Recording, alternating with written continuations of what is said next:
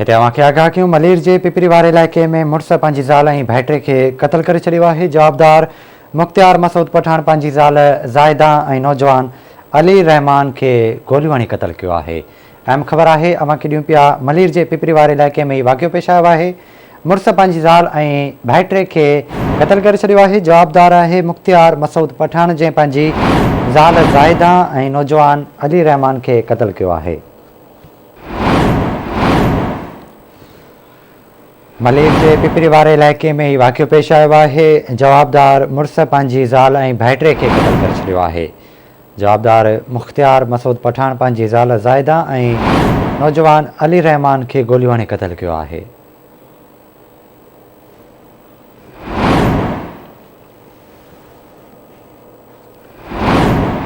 तव्हांखे आगाह कयूं पिया मलेर जे पिपरी वारे इलाइक़े में मुड़ुस पंहिंजी ज़ाल ऐं भाइटे खे क़तल करे छॾियो आहे। गडाब मां मंज़ूर सोलंकी खां मंज़ूर आगाह कजो।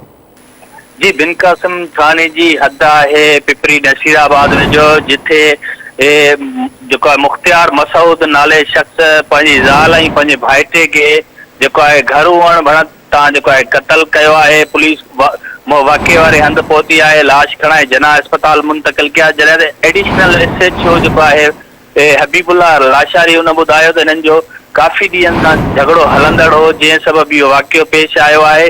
जवाबदार फरार थी चुको आहे। वाक़े वारे हंधा जेको आहे 9mm जा 4 खोल मिलिया आहिनि।